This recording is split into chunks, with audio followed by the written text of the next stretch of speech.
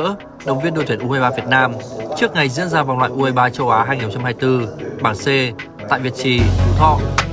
Thay mặt Thường trực Ban chấp hành Liên đoàn bóng đá Việt Nam, Chủ tịch mọi cầu thủ hy vọng đánh bại người ta trong trận và có thể là chiến thắng cuối cùng được. Ya, media Vietnam sebut Philippe Troussier tidak bisa tenang jelang awai mereka ke GBK. Bagaimana mau tenang? Pelatih Troussier belum pernah menang lawan Indonesia semenjak ia menangani timnas Vietnam. Ya, Philippe Troussier sudah memiliki peta kekuatan timnas Indonesia yang membuatnya tak bisa tenang lantaran adanya pemain naturalisasi hingga ancaman 77.000 supporter Garuda. Philippe Troussier dikabarkan akan berusaha menjaga motivasi pemainnya agar tidak ciut atau takut terlebih dahulu jelang menghadapi timnas Indonesia. Vietnam memang akan menghadapi timnas Indonesia dalam laga lanjutan grup F kualifikasi Piala Dunia 2026 zona Asia pada tanggal 21 dan 26 Maret 2024. The Golden Star Warrior akan dijamu timnas Indonesia di Stadion Utama Gelora Bung Karno Senayan, Jakarta pada 21 Maret 2024. Kemudian, pada pertemuan kedua, mereka akan main di kandang di Stadion Nasional Maiden, Hanoi pada 26 Maret 2024. Pertandingan ini menjadi laga penting bagi buat timnas Indonesia maupun Vietnam. Ya, pasalnya, siapapun yang bisa meraih kemenangan dalam dua laga ini, mereka bisa menjaga asa untuk lolos ke putaran ketiga kualifikasi Piala Dunia 2026 zona Asia. Tim asuhan Sintayong maupun Philippe Troussier sama-sama ingin bisa melaju ke putaran berikutnya. Untuk itu, pertandingan ini diprediksi bakal berlangsung ketat. Philippe Troussier bahkan dilaporkan telah mewaspadai timnas Indonesia dalam dua pertandingan nanti. Menurut laporan media Vietnam dan Tri, timnas Indonesia akan menjadi tantangan tersendiri untuk Vietnam.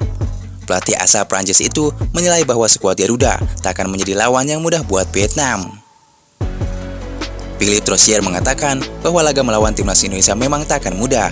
Untuk itu, ia pun mengingatkan para pemainnya agar tak ciut duluan sebelum bertanding melawan Garuda.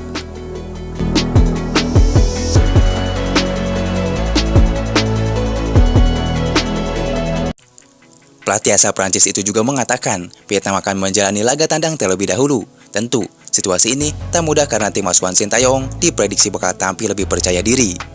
Pasalnya, mereka akan tampil di hadapan supporter mereka sendiri. Faktor ini dinilai bisa menjadi penambah semangat dan motivasi pemain timnas Indonesia. Apalagi, supporter timnas Indonesia diketahui selalu memenuhi stadion. Ya, ternyata kekhawatiran pelatih berusia 68 tahun tersebut berpusat kepada masifnya dukungan supporter timnas Indonesia. Dukungan supporter timnas Indonesia memang sangat menakutkan bagi tim tamu karena stadion bisa penuh. Situasi ini membuat banyak tim yang ciut duluan saat menghadapi timnas Indonesia. Ya, Troussier juga mewaspadai keberadaan pemain naturalisasi timnas Indonesia. Ia menilai timnas Indonesia banyak dihuni pemain naturalisasi seperti Mark Klok, Ipa Yenner, Jordi Amat, Saini Patinama, hingga Jai Ijes. Menurutnya, selain pemain-pemain naturalisasi tersebut, supporter tim Merah Putih juga harus diwaspadai. Selain menghadapi tekanan besar yang diberikan lebih dari 77.000 penonton yang berdatangan ke Stadion Gelora Bung Karno, Vietnam juga harus menghadapi tantangan berupa kekuatan lebih dari 10 pemain naturalisasi Indonesia yang bermain di Liga Asia dan Eropa, ujar Philippe. Ya, namun dibalik itu, terkait pemain naturalisasi ini, memang belum semua nama bisa dipastikan membela timnas Asia. Hal ini karena ada beberapa pemain yang masih dalam proses naturalisasi, seperti Nathan Jo Aon, Ragnar Oratmangun, hingga Tom Haye. Proses naturalisasi mereka masih berjalan, namun sepertinya ketiga pemain gagal debut melawan Vietnam. Hanya Jai Ijes saja yang sudah siap diturunkan di laga nanti. Kemudian, dengan datangnya Jai Ijes, jelas satu pemain akan tergeser jika pemain Liga Italia itu menjadi starter. Jai Ijes, pemain kelahiran Merlo Belanda ini, punya posisi alami sebagai bek tengah dengan postur menjulang tinggi 191 cm. Meski begitu, Jai Ijes juga bisa main sebagai gelandang dan juga gelandang bertahan. Ya, beginilah prediksi Indonesia versus Vietnam dengan hadirnya Jai Ijes di laga nanti. Untuk kiper mungkin akan diisi oleh kiper Hernando Ari. Kemudian, untuk bek akan diisi oleh Elkan Bagot, Jordi Amat, Justin Hubner, dan Pratama Arhan. Ya, mungkin Arhan akan dipasang starter untuk memaksimalkan lemparan jauhnya, karena saat ini di skuad Garuda banyak sekali pemain-pemain jangkung. Kemudian, untuk gelandang bertahan mungkin akan diisi oleh Mark Klok dan Yai Jazz. Kemudian untuk pengatur serangan akan diisi oleh Jakob Sayuri, Ipal Jenner, dan Marcelino. Jakob Sayuri dan Marcelino akan sesekali menjadi pemain sayap dengan kecepatannya. Kemudian untuk striker Sintayong akan memasang Rafael Struijk sebagai juru gedor. Ya, beginilah prediksi timnas Indonesia versus Vietnam setelah Yai Jazz bergabung.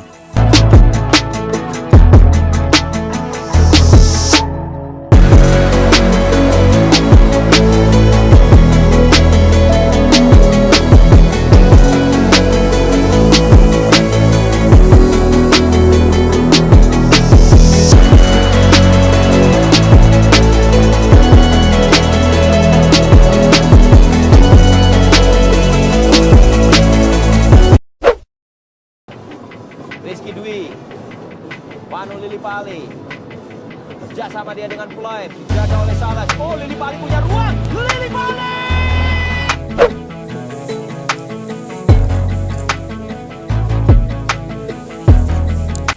Ya, performa gila terus ditunjukkan Stefano Lillipali bersama Borneo mengarungi Liga 1 musim ini. Usia 34 tahun seakan hanyalah angka bagi Lillipali yang mampu tampil begitu konsisten pada musim ini. Berlangsung di Stadion Segiri, Senin 26 Februari 2024 kemarin. Laga Borneo versus Bayangkara menjadi sajian pekan ke-26 Liga 1. Borneo FC selaku tuan rumah melahap habis Nainggolan dan kawan-kawan dengan skor 4 gol tanpa balas. Lillipali layak dianggap sebagai pahlawan utama kemenangan Borneo pada laga tersebut. Bagaimana tidak, Lillipali mampu mencatatkan 1 gol dan 2 assist saat membantai Bayangkara FC. Bahkan 1 gol yang diciptakan Lillipali pada menit ke-58 dicetak dengan cara berkelas dari luar kotak penalti. Dalam momen lainnya, Lillipali sukses menciptakan 2 assist untuk terciptanya 2 gol Borneo FC. Jelas, kualitas ajaib Lillipali pun otomatis mengunci kemenangan telak Borneo FC atas Bayangkara. Ya, kemenangan telak melawan Bayangkara FC makin memantapkan posisi Borneo FC di urutan teratas dengan perolehan 60 poin. Borneo FC makin sulit dikejar rivalnya dan selangkah lagi menyegal tiket Championship Series. Kini, Borneo FC terpaut 17 angka dari PSIS Semarang yang menjadi rival terdekatnya di posisi kedua. Dengan jarak tersebut, peluang Borneo untuk segera menyegal tiket Championship Series terbuka lebar.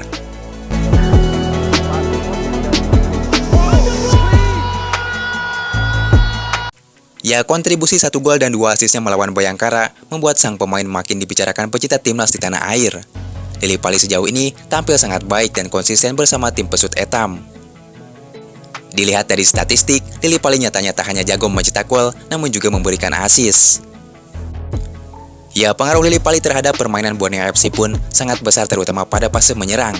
Hingga matchday 26 Liga 1, Lillipali telah mencetak 11 gol dan 16 asis bersama Borneo. Ya, kontribusi Lillipali yang sudah menghasilkan 27 gol bagi Borneo jelas menjadi statistik yang mentereng. Artinya, Lillipali hampir berkontribusi lebih dari separuh gol yang dicetak Borneo, baik lewat magisnya di atas lapangan.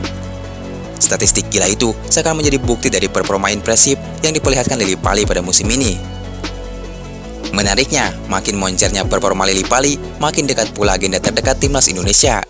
Diketahui, timnas Indonesia akan memainkan 2 laga krusial di ronde kedua kualifikasi Piala Dunia 2026 bulan depan, atau 21 Maret mendatang. Tepat pada matchday ketiga dan keempat, timnas Indonesia akan menghadapi Vietnam di fase kualifikasi tersebut. Laga antara timnas Indonesia versus Vietnam masing-masing digelar pada tanggal 21 Maret dan 27 Maret 2024. Pada ajang sebelumnya di Piala Asia 2023, Lillipali tidak dipanggil Sintayong untuk memperkuat timnas Indonesia. Meski tampil bagus bersama Borneo FC, nama Lillipali tetap saja tidak masuk sekuat Garuda karena berbagai pertimbangan. Kini, penampilan Lillipali tampaknya kian menggila dan konsisten, sehingga akan menjadi situasi menarik nantinya.